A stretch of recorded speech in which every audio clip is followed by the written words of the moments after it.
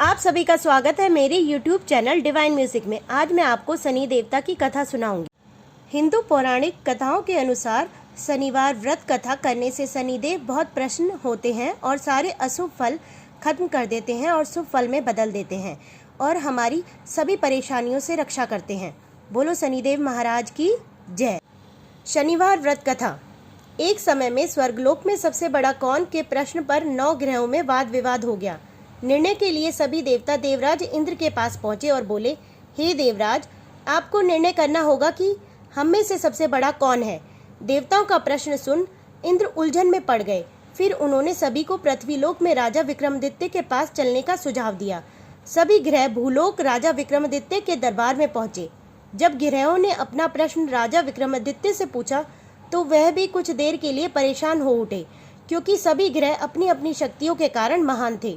किसी को भी छोटा या बड़ा कह देने से उनके क्रोध के प्रकोप से भयंकर हानि पहुंच सकती थी। अचानक राजा विक्रमादित्य को एक उपाय सूझा और उन्होंने विभिन्न धातुओं जैसे सोना, चांदी, कांसा, तांबा, सीसा, रांगा, जस्ता, अभ्रक व लोहे के 9 सिंहासन बनवाए। सबसे आगे सोना और सबसे पीछे लोहे का आसन रखा गया। उन्होंने सभी देवताओं को अपने अपने आसन पर बैठने को कहा। उन्होंने कहा कि जो जिसका आसन हो ग्रहण करे। जिसका आसन पहले होगा वह सबसे बड़ा तथा जिसका बाद में होगा वह सबसे छोटा होगा। क्योंकि लोहे का आसन सबसे पीछे था, इसलिए शनिदेव समझ गए कि राजा ने मुझे सबसे छोटा बना दिया है।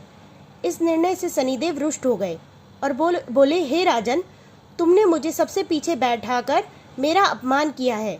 तुम मेरी शक्तियों से परिचित नहीं हो।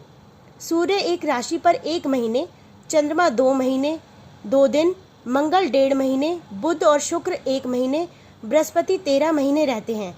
लेकिन मैं किसी भी राशि पर 2.5 वर्ष से लेकर 7.5 वर्ष तक रहता हूँ।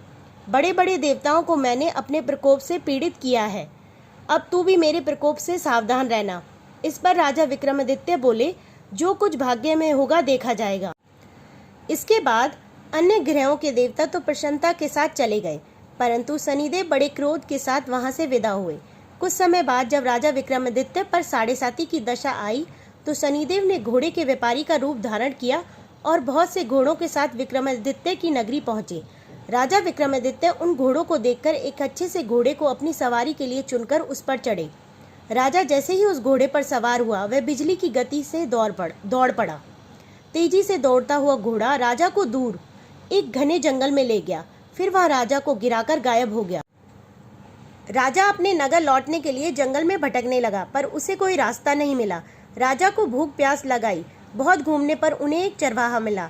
राजा ने उससे पानी मांगा। पानी पीकर राजा ने उस चरवाहे को अपनी अंगूठी दे दी और उससे रास्ता पूछकर जंगल से निकलकर पास के नगर में चल दिए।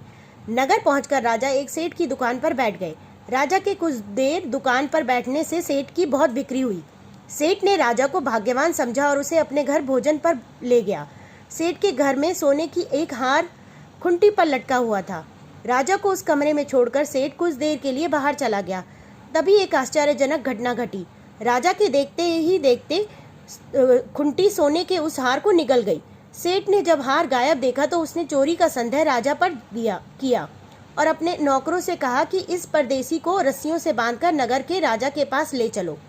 राजा ने विक्रमादित्य से हार के बारे में पूछा तो उन्होंने बताया कि खुंटी ने हार को निगल लिया है। इस पर राजा क्रोधित हुए और उन्होंने चोरी करने के अपराध में राजा विक्रमादित्य के हाथ पांव काटने का आदेश दे दिया। सैनिकों ने राजा विक्रमादित्य के हाथ पांव काटकर उन्हें सड़क पर छोड़ दिया। कुछ दिन बाद एक तेली उन्हें उठाकर अपने घर ले गया और उसे कोलू पर बैठा दिया।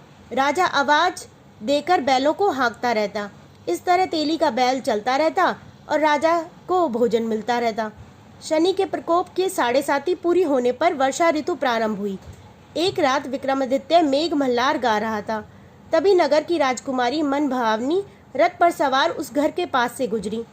उसने मल्हार सुना तो उसे बहुत अच्छा लगा और दासी को भेजकर गाना गाने वाले को बुला लाने को कहा।